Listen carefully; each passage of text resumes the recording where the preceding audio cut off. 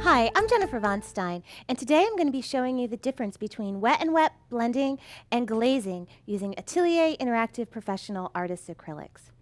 What I have here are a swatch of transparent yellow and a swatch of cerulean blue. Now, both of these colors I set off to the side because I'm going to be glazing on top of them. Here in the center, I want to show you what wet and wet looks like. And wet is when you mix wet colors together. Now, this is a technique that's really easy to do with interactive because interactive is the only acrylic that will allow you to use both wet and wet blending techniques as well as wet over dry glazing techniques. Because all you need to do is just use your water sprayer. If you want to work wet and wet, you would just spray when your paint feels touch dry, or if you don't want to paint wet and wet, you withhold that moisture. It's really pretty simple. So here I have a nice rich color, and this is from using wet and wet techniques. Now, glazing. Glazing is when you apply a transparent layer of color, a translucent layer of color on top of another so that it almost looks like stained glass. It's layer of color upon layer of color, and the light will travel through those films so that you can see.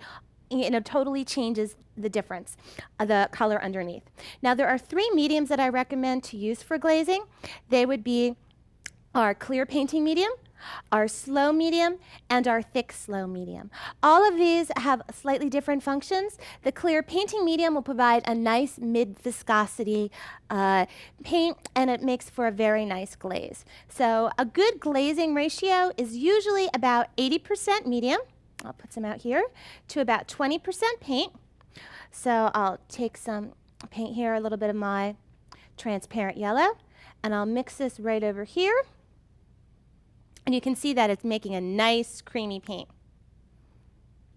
Now, I'm going to apply this glaze on top of my cerulean blue. Doesn't that look pretty? And see how the green looks different from the green that I made working wet and wet. This is a more richer color, one that's truly blended, while this one I have a film of color going through.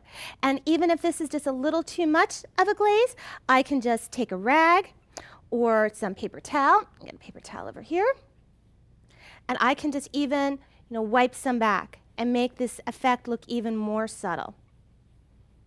Now it almost looks a little bit, you see more of that blue come through. If I wanted more time to work with my glazes, then I'd probably want to go and make my glaze out of the slow mediums. The liquid slow medium is a wonderful medium. It's going to add more time to the paint, and I'll pour some out here. And for this glaze, I'll mix up a little bit of some of my cerulean blue. And I'll mix this up here. And you can mix with a palette knife or with your brush. I pick up just a little bit more paint. There we go. And I always like to test my glaze first, see how dark it is. It's not too dark. And here, it's a totally different type of green that I'm making. And this is using cerulean blue.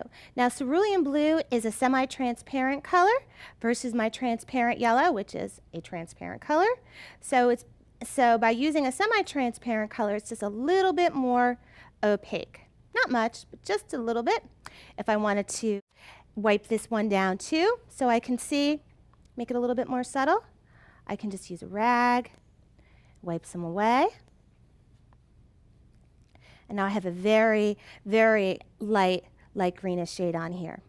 Now, if you want to have a glaze that's a little bit more textural, one that really you see the brush stroke for, then I would recommend the thick slow medium.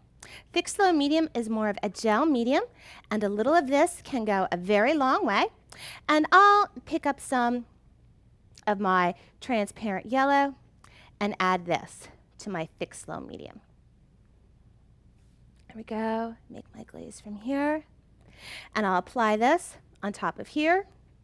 This one you can see definitely holds the brush mark. So this is wonderful to use for an impasto glaze.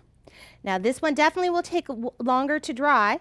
This is also a medium I like to take out when I do some plein air painting with my interactive acrylics because it keeps the paint nice and juicy.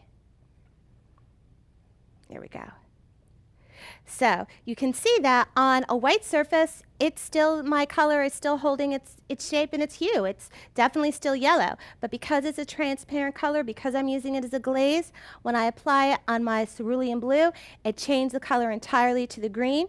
And all these greens are different because of the different glazing techniques that I've used. The strength of the glaze, the medium that I've used, as well as the color.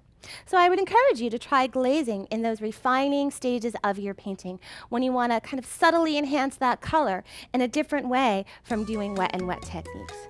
For more information on glazing and working wet and wet with interactive, please visit our website at www.chromaonline.com.